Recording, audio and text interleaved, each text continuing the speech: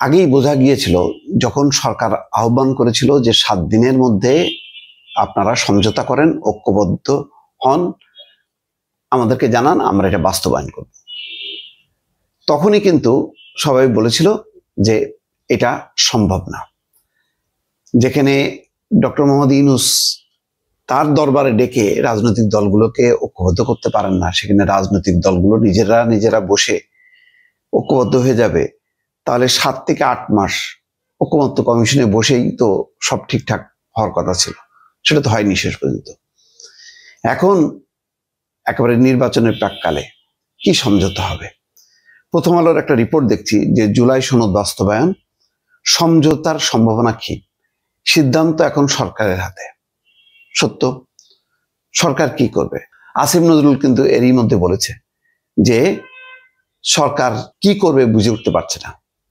কেবলমাত্র শফিকুল আলম বলেছেন যে রাজনৈতিক দলগুলো যদি এই সিদ্ধান্তে উপনীত না হতে পারে তাহলে সরকার সিদ্ধান্ত জানাবে। আসলে কি এত স্ট্রংলি সিদ্ধান্ত ঘোষণা করতে পারবে? ধরেন কালকেই তো সোমবার, 7 দিন শেষ হবার পর মঙ্গলবার বা বুধবার 2 দিন বা 3 দিনের মধ্যে কি সিদ্ধান্ত দিয়ে দেবে এমন অবস্থায় কি আছে সরকার? সরকার তো সেই অবস্থায় নেই, কারণ এই সরকার তো আর পলিটিক্যাল সরকার না। এই সরকার হচ্ছে জামাত, বিএনপি সহ অন্তত 30টা রাজনৈতিক দলের উপর নির্ভরশীল একটা সরকার। তার নির্ভরশীল একটা সরকার কিভাবে সিদ্ধান্ত দেয়? কারণ সরকার যে সিদ্ধান্ত দেবে সেটা বিএনপির মনোপুত নাও হতে পারে, জামাতের মনোপুত নাও হতে পারে। তখন কি হবে? এই দুটি রাজনৈতিক দলের যে কোনো একটি কে সামলাতে কি পারবে? যদি জামাত বেঁকে বসে তাহলে নির্বাচনের পরিস্থিতিটা কি দাঁড়াবে? এটা তো চূড়ান্ত রকমের একটা একতরফা নির্বাচন, যেটা আওয়ামী লীগ আমলে হয়েছে, এবং তার চেয়ে হয়তো খারাপ নির্বাচন হবে। আবার বিএনপি যদি অসন্তুষ্ট হয়, বিএনপি ছাড়া কি এই নির্বাচনটা হবে? এটা তো একটা অসম্ভব ব্যাপার। তাহলে মানে উপায়টা কি? সমস্ত আয়োজন কিন্তু ব্যর্থ। ডাক্তার মোহাম্মদ তাহের ফোন করেছেন, বিএনপি কালকেই বলেছে যে কোনো দলের আহ্বানে তারা সাড়া দেবে না, একমাত্র ডক্টর মোহাম্মদ ইউনূস যদি ডাকেন তাহলে তারা আলোচনার জন্য যাবেন। কোনো দল কারোর পক্ষ থেকে এই আলোচনা উদ্যোগ নিতে পারে না, ইঙ্গিতটা খুব পরিষ্কার। তারপরে এনসিপি এবং 9 দল তারাও চেষ্টা করেছে, এখনো হয়তো করছে, কিন্তু তারাও বসাতে পারেনি।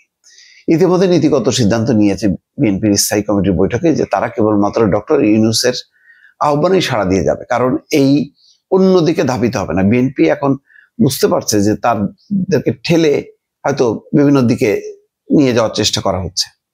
সরকার একটু সেফ সাইডে থাকবে, সময় ক্ষেপণ হবে, তারপরে নির্বাচন পিছালে তো আর সরকারের তেমন কোনো আসবে যাবে না। তো সুতরাং এরকম একটা মনোভাব হইতে পারে। তো এই জন্য যে তোমরা মারামারি কাটাকাটি করে তোমরা ঠিক করো, তো এই ফাঁদে সম্ভবত বিএনপি পা দিতে চায় না। সেই কারণে বিএনপি বলেছে অন্য কারোর সাথে আলোচনা হবে সরকারের সাথে। কারণ ফাইনালি সিদ্ধান্ত দিয়েছেন, মানে জুলাই সনদে স্বাক্ষর করেছেন ঐক্যমত্য কমিশনের সভাপতি ডক্টর মোহাম্মদ ইউনূস নিজে। ফলে এখন সিদ্ধান্ত তাকে দিতে হবে যে এই জুলাই সনদটা কিভাবে বাস্তবায়ন হবে। সংসদ নির্বাচনের আগেই বাস্তবায়ন হবে, গণভোট হবে, নাকি সংসদ নির্বাচনের মধ্য দিয়ে এটা বাস্তবায়ন হবে? এই রাজনৈতিক সিদ্ধান্তটা এখন সরকারকে দিতে হবে। কিন্তু আগেই বলেছি যে সরকার তো ওই স্ট্রং পজিশনে নেই। যদি একটা পলিটিক্যাল গভর্নমেন্ট হতো সে চিন্তা করতো না, কিন্তু এই সরকার তো সবারই সম্মতির সরকার, তার মানে এক ধরনের ঝুলন্ত সরকার। তো ঝুলন্ত সরকার মানে শক্ত কোনো রাজনৈতিক সিদ্ধান্ত নিতে পারে না। সব মিলায় আস্তে আস্তে সংকটটা যথেষ্ট পরিমাণ ঘনীভূত হয়েছে।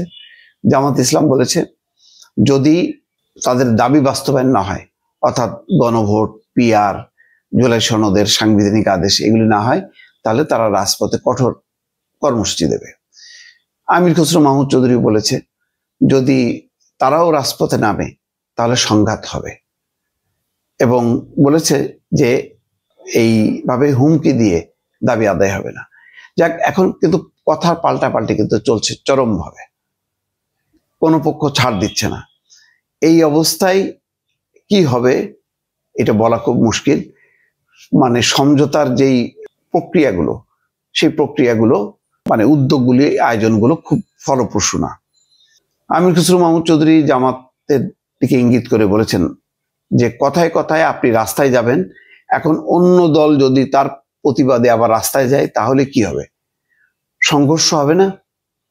এটা প্রশ্ন।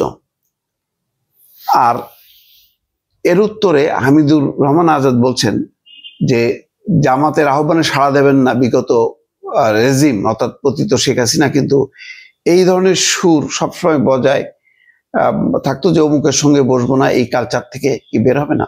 অর্থাৎ শেখ হাসিনার সময় বলতো না কিসের আলোচনা, কার সাথে আলোচনা, মানে যাদের হাতে মানে রক্তের দাগ তাদের সাথে বৈঠক কিসের? তো এখন বিএনপিও ওই সুরে কথা বলছে, এটা জামাত বলার চেষ্টা করছে। তো ফলে হচ্ছে এই পাল্টাপাল্টি অবস্থানের মধ্য দিয়ে সমঝোতার সম্ভাবনা একেবারেই ক্ষীণ। এখন সরকার কতটা স্ট্রংলি সিদ্ধান্ত দিতে পারবে, অথবা নেপথ্যে যদি দুই পক্ষকে বলে যে তোমার কিছুটা বাস্তবায়ন হবে আর তোমার কিছুটা বাস্তবায়ন, এরকম একটা মাঝামাঝি লাইনে যাবে কিনা সেটা এখন দেখার বিষয় দর্শক।